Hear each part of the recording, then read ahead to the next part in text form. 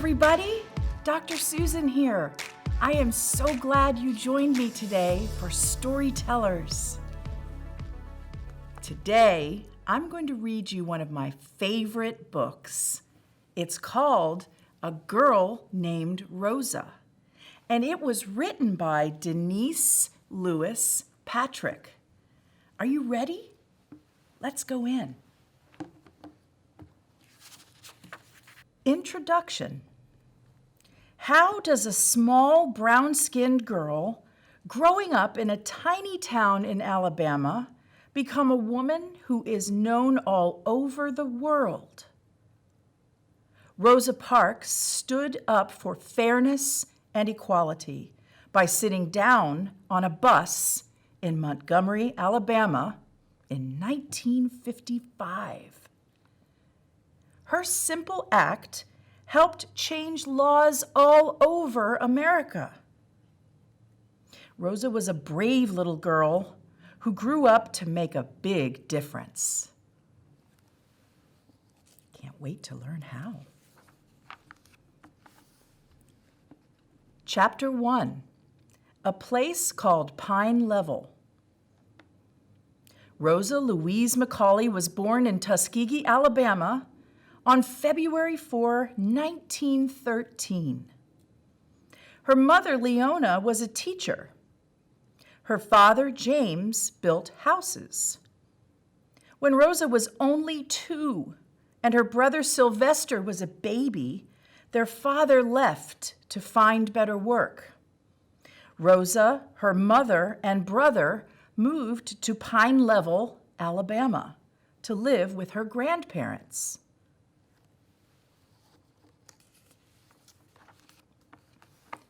Pine Level was a small community. Many people, like Rosa's grandfather, owned or worked on farms. Her uncle was a minister. Going to church became a favorite and important part of Rosa's life. Rosa's parents separated, and her father never came back to live with the family. Her mother had to get a new teaching job.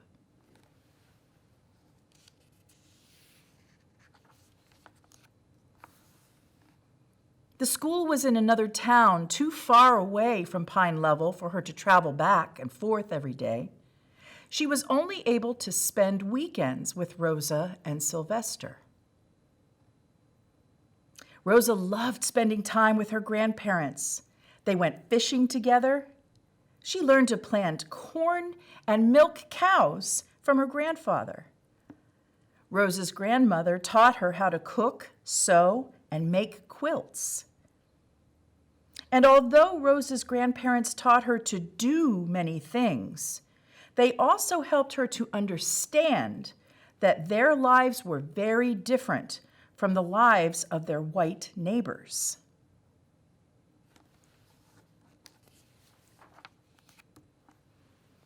Chapter 2, Lessons in Being Brave.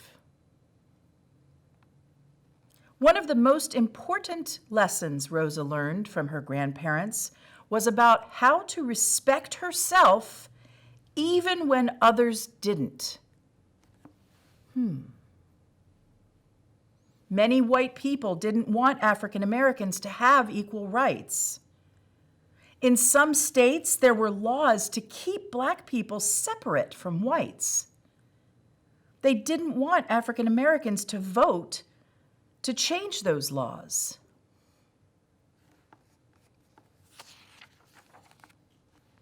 These laws told Black people where they could live, shop, or sit in the movies. There were separate hospitals for Black and white people, and in some states, white nurses could not treat Black patients. Black people weren't allowed to walk into places through the same entrance as white people, not even into the circus.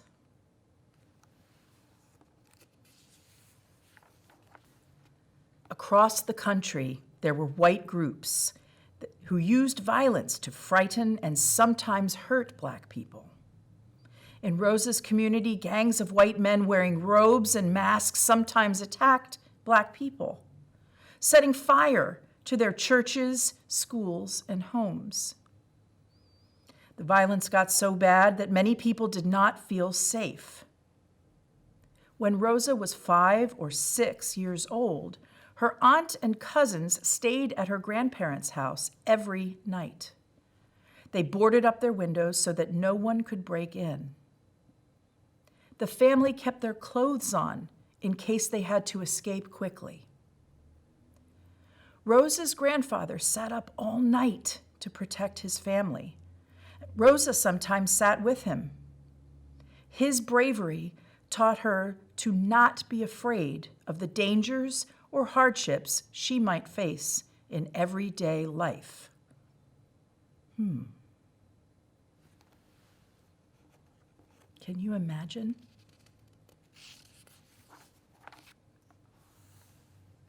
Chapter 3, Leaving Home to Learn. Rosa learned to read and count before she started school. When she was 6, she went to the Black elementary school in Pine Level. There was one teacher for all the grades. The white elementary school had a different teacher for each grade. Rosa and the other Black children had to walk to school, no matter how far away they lived. The white children got to ride on a school bus. Sometimes the white children threw things at Rosa and her friends from the bus windows. They had to duck and jump into the ditch to avoid getting hit.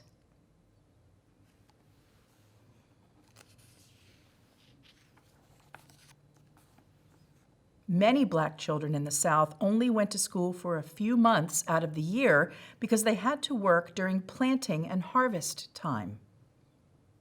Rosa and her cousins picked cotton alongside the grown-ups in their family, earning only a few cents each day. Rosa was proud of the hard work she could do, but she longed to go back to school. When Rosa was ready for junior high, there was no Black junior high or high school in town. Her mother made a big decision and sent Rosa away to Montgomery Industrial School. The school was more than 20 miles away, so Rosa had to live with relatives in Montgomery. 20 miles.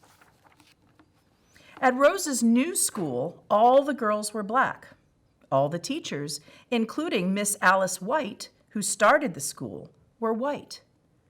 Rosa had never had a white teacher before, but she didn't mind. She was excited to study math and science. Like many girls in the 1920s, no matter what race, Rosa also learned how to knit and how to take care of a home. Rosa began dreaming of her future. She started making plans to stay in Montgomery and continue her education.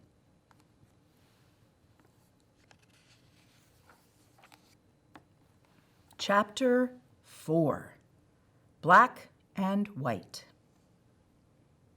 Everywhere Rosa looked, things were segregated or separated for Black and white people. Black people had to use different bathrooms. They had to use different water fountains. Rosa wondered if the water in white fountains tasted different somehow. Even though things weren't fair, Rosa always obeyed the laws and didn't start any trouble until once when she was walking along a Montgomery street.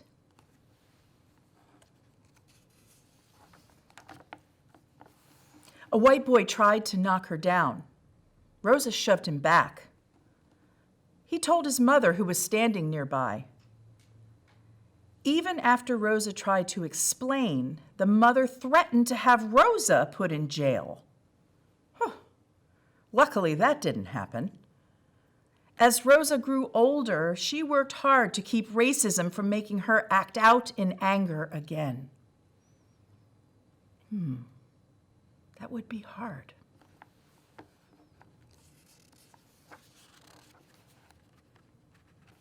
Chapter 5, Getting Involved. Although Rosa wanted to finish high school, she had to drop out to take care of her grandparents and her mother. In between caring for them, she worked many different jobs. When Rosa was 18, a friend introduced her to Raymond Parks. Rosa and Raymond married in 1932. He encouraged Rosa to complete high school, and she did. Go, Rosa. Raymond Parks also encouraged Rosa to get involved in the civil rights movement. He was a member of the National Association for the Advancement of Colored People, NAACP. This organization had been formed by a group of black and white people who wanted to end unfair laws. Rosa Parks became a leader of the Youth Council of the Montgomery NAACP in 1949. She wanted to give young black girls and boys what her grandfather had given her: courage and a sense of self-respect. Those qualities helped Rosa deal with the unjust laws that existed in many states. Look at everybody listening to Rosa. One type of unfair law that black people in Montgomery faced every day was about public transportation. On city buses, white riders sat at the front, and a certain number of seats at the back were allowed for black riders. Black people had to pay in front, then get off and walk to the rear door of the bus to get on. Sometimes drivers let black riders pay and then pulled away before they could get to the back door. If all the back seats were taken, black riders had to stand, even if there were empty seats in the front. Anyone who broke the rules or tried to was arrested.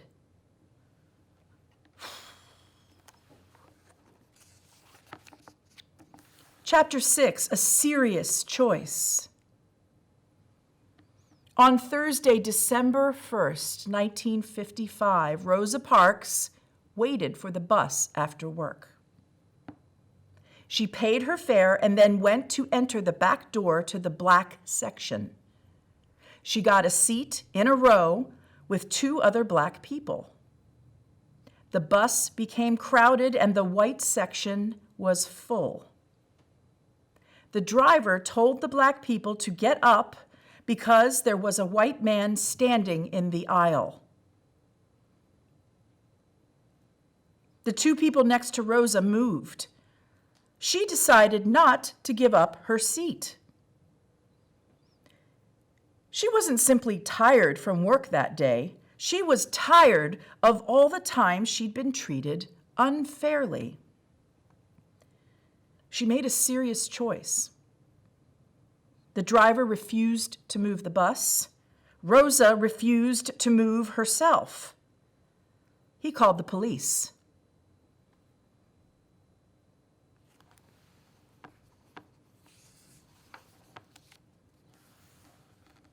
"42-year-old Rosa was arrested and taken to jail because she would not give up her seat on a city bus. She was released from jail later that night. No one, not even Rosa, imagined what would happen in Montgomery after that day. Word spread across the black community in Montgomery about what Rosa had done. They decided they'd had enough. They decided to protest by not riding the buses. Instead, they would boycott the buses. Many people walked wherever they had to go. Others got rides from black and white friends who drove cars. On Monday morning, December 5th, as Rosa Parks went before a judge, Montgomery city buses were empty of black passengers. They were empty the day after, too, and for weeks after. News of the boycott and pictures of Rosa Parks spread throughout the United States and the world. The boycott lasted for 13 months.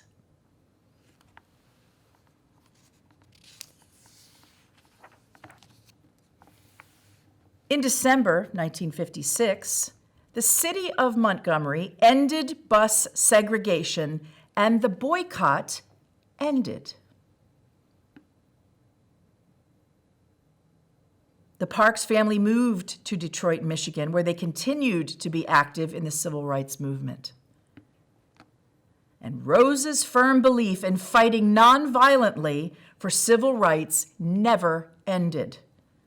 That brave girl became a strong, courageous woman who spent the rest of her life traveling, speaking, and standing up for equality. I sure wish I could meet Rosa Parks.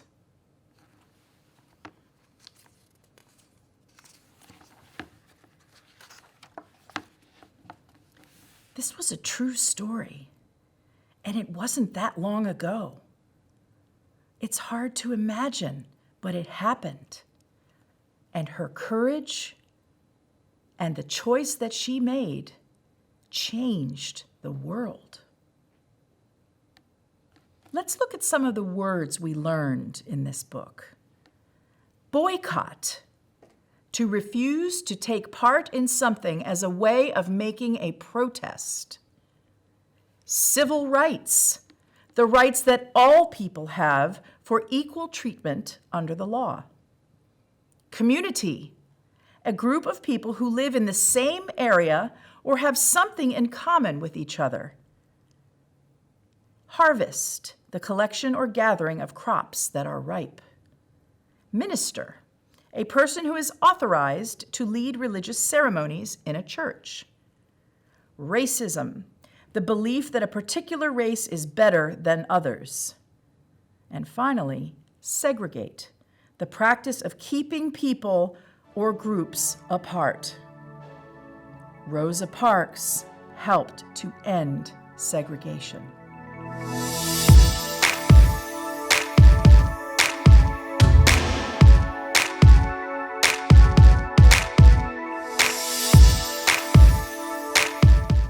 I want to say thank you for joining me for this Storytellers episode. Thank you so much to DETV and the United Way for allowing us to spend this time together here at Storytellers. I'll see you next time.